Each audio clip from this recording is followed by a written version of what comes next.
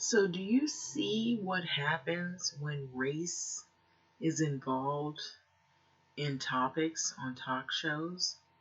So, there's this talk show here called The Talk, and it is now being temporarily silenced, all behind that debacle having to do with Meghan Merkel and Harry, the interview they had with Oprah, and the issues that they had with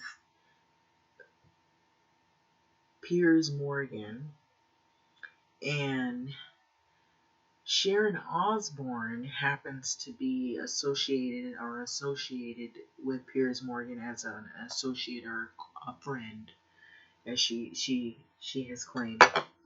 And so she took offense in some ways to some of the backlash that Piers Morgan has received now that he is walked off Good Morning Britain. And so you see how race plays a strong role in the attitudes of individuals. And it's crazy because you gotta see that something was going on, and the correlation recently, they had a correlation with Princess Diana and all of the struggles that she went through with the paparazzi and all of the drama. And then that was all the way up into her untimely departure. And then they pretty much put Meghan Markle's situation and Diana's situation side by side with the stress of it all. The tabloids, the hounding, the constant berating, and the only difference with Meghan is the race aspect of it. And then I saw some other articles, a host of other articles, where they basically were trying to clean up the story to make it look like all the blame falls on Meghan, and that they were investigating Meghan, and that she didn't know her duties because of being an American and not having, I guess, the cultural aspect of how things go in terms of, curtsy and, how to present herself. And she had to have someone that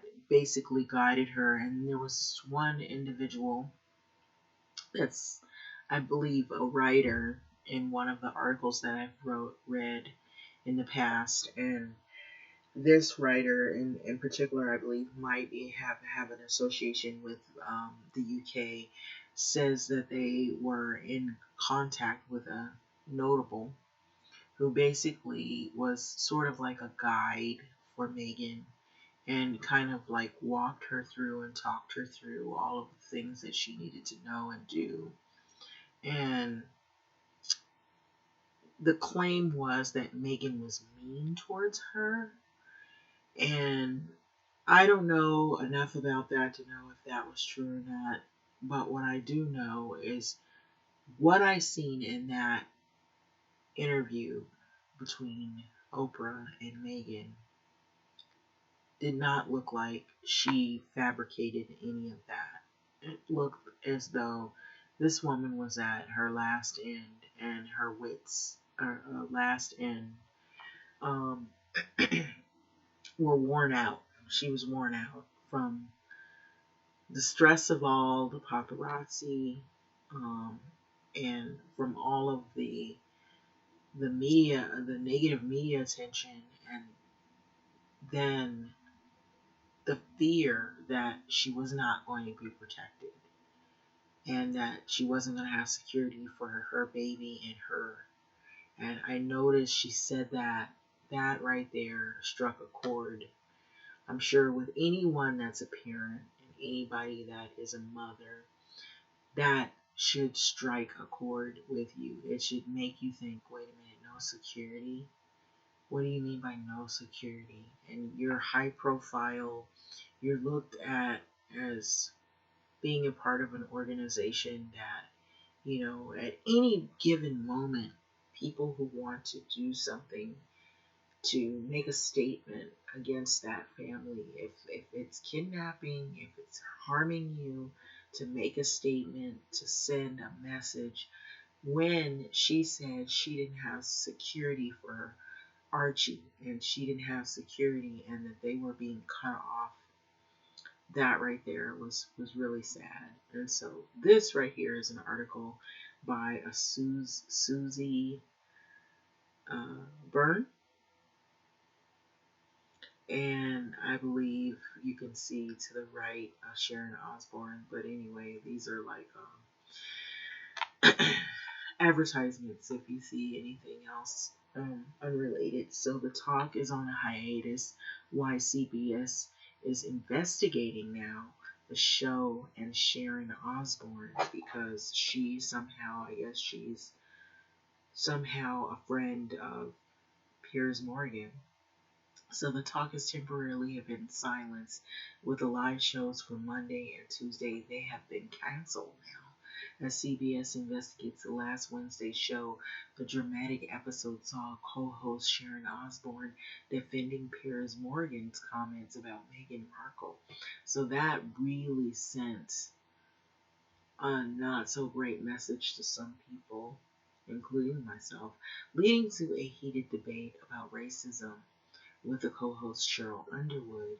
And Cheryl Underwood was so calm and she was so cool and collected, and she was trying to talk it through with Sharon Osbourne, and she was trying to relay the reason why everyone felt in regards to that interview the way they did. But Sharon was just not hearing it. I don't know what that was. There was like a wall that was put between them. So in the aftermath, Holly Robinson Pete, she came forward. Now I've seen this pop up on several feeds that Holly Robinson said that Sharon Osbourne had an issue with her, meaning, we'll get into it. It says one of the original The Talk co-hosts who was let go after the first season claimed that Osbourne said that she was too quote-unquote ghetto for the show and was behind her firing. So Holly Robinson Pete was fired, and Sharon Osbourne was somewhat behind all of that. So Osbourne said she denied both of the claims, publicly sharing a private email Robinson Pete sent her after she was asked, seemingly blaming another original co-host, which is Julie Chen, for her removal from this show. So here's how the messy saga has played out so far. So they have March 14th, March 13th. So I guess it goes sort of like in a backwards chronological order. So it's announced that the talk will go on, this is March 14th, on a brief hiatus as part of the investigation into Wednesday's episode, canceling its live shows for Monday and Tuesday. So on the 13th, in an interview with the Variety, Osbourne said, "I blame the network for it. So Wednesday's show, I was blindsided," she said. I heard that comment. Osbourne said she was blindsided, totally blindsided by the whole situation. So she said that in 11 years she has been on the show, it was the first time that she wasn't involved in planning of the segment, in the planning of a segment. So she said that showrunners asked her if she was okay with being asked about Morgan. And I said, sure, they can ask me whatever. But then I get on there and I felt like I was in front of a firing squad. This is basically Sharon Osbourne. I felt like a lamb held out for the slaughter amid the conversation largely with black co-hosts Cheryl Underwood and Elaine Welter are off. They had me there for about 20 minutes, begged producers to stop. She said she begged producers to stop to please change the subject, but I don't know why they did it to me. So the showrunners told me it came from executives to do this to me. So Osbourne also addressed Holly Robinson Pete's allegations that she made the racist comment about her calling her too ghetto for the talk show. And so and played a role in her 2011 firing. So Osbourne took to social media and posted a private email message to Holly Robinson Peete.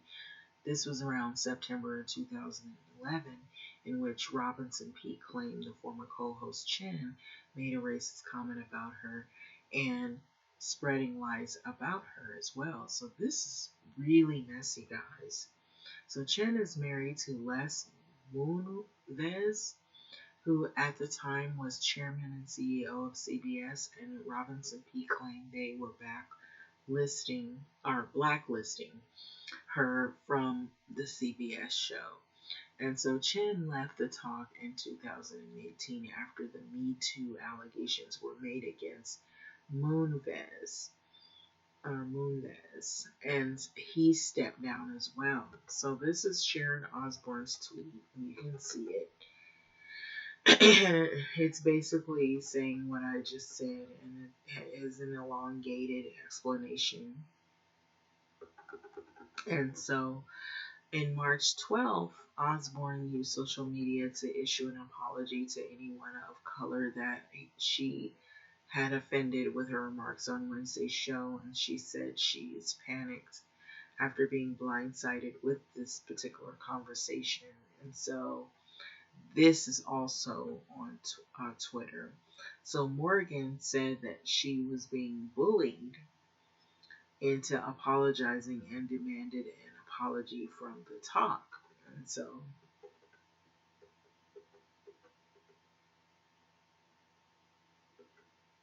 so Piers Morgan right here, Sharon's been shamed and bullied into apologizing for defending me against colleagues accusing me of racism because I don't believe Meghan Markle's BS. And so I'll coin it like that. So this is where we've reached. Okay. So I demand an apology from those at the talk CBS bullies for their disgrace slurs against me. That's Piers Morgan. And so Sharon Osbourne wrote underneath. So this is really, really messy. This whole talk show debacle. Holly Robinson Peete, who was originally a co-host in 2010 and 2011, tweeted an allegation that Osbourne was racist. Sharon Osbourne was racist to her when she was on the show and suggested that she was behind her firing. So in 2011, Osbourne told Howard Stern, Robinson Peete, and fellow co-host Leah Remini were let go because some people don't really know who they are, and you have to know who they are and when you're in something like this. So when Stern asked why nobody told them that directly, as the woman claimed at the time, Osbourne replied, so why should we call them to discuss? So this is Holly Robinson Peete to her. I'm old enough to remember when Sharon complained that I was too ghetto for the talk show. Then I was gone. And I bring this up now because RBC, which means because I was mortified watching the disrespectful, condescending tone she took with her co-host, who remained calm and respectful because she had to. Okay, and so this is the talk when Holly Robinson Peete was on the show and some other notables. And so it is announced that CBS will be investigating Wednesday's show. In a statement, the network said, so we are committed to a diverse, inclusive, and respectful workplace. All matters related to Wednesday's episode, the talk, are currently under internal revenue. So it goes on and on and on, and it gets really crazy because now they're going into Underwood. Said Miss O would like to discuss criticism she faced after standing with Morgan Osbourne, and said Morgan um, was sharing his opinion and has a right to say what he feels, as everyone does with their freedom of speech. So, did I like everything he said? Did I agree with everything he said? No, because it's his opinion, it's not my opinion. But why is it that because I defended a longtime friend that everybody goes? So if you support him, then you must be racist because he's racist. Osborne, this is her speaking, said on the show. So I support him for his freedom of speech. I'm not racist, neither his peers. I hate the fact to even be saying I'm not racist. It's a terrible, evil word to call anybody without knowledge of that. Okay, so let's stop there.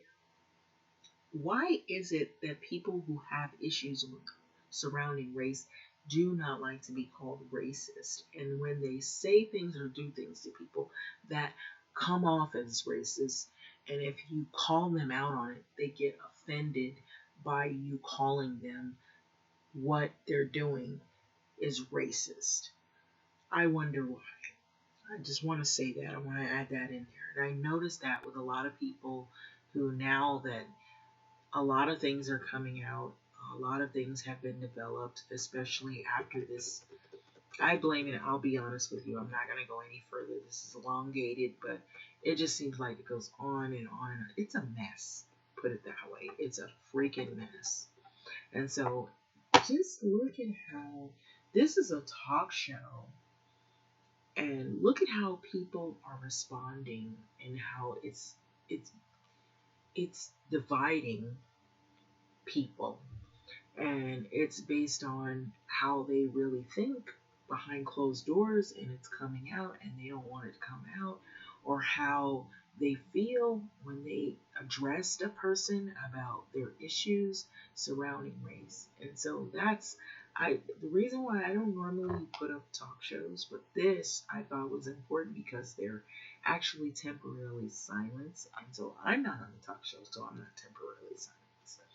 But I'm thinking that this interview, and why I haven't said anything in a long time, is that I'm still focused on it because this interview with Oprah and the Royals, I'll still call them that, even though they're no longer, there in Britain, Meghan and Harry, that this has really, really struck a chord with a lot of people and sent a message about how people are just generally treated, you know. Even when you have fame and fortune. So think of people, even if you're not famous, but when you're famous, look at how it sends this message.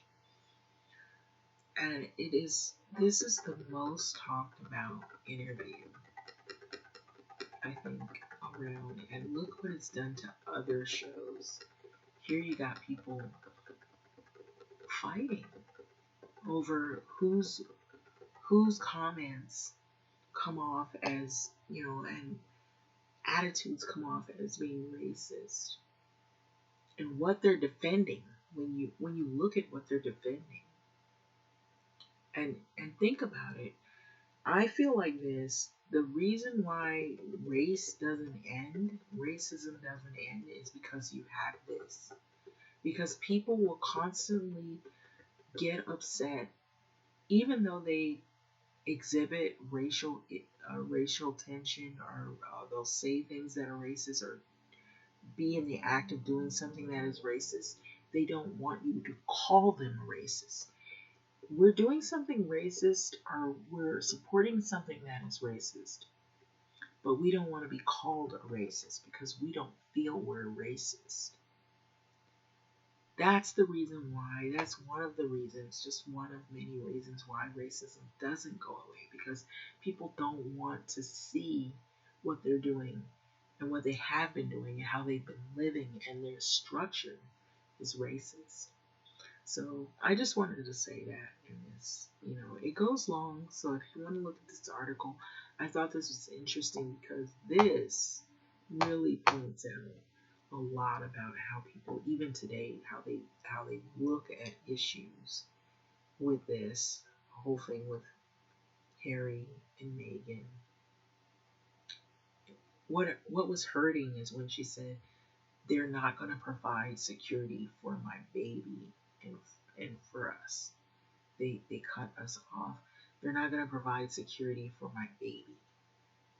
And when you hear that, it's like, what did the baby do that they decided they don't want to make him a prince? They don't want to provide security for this child.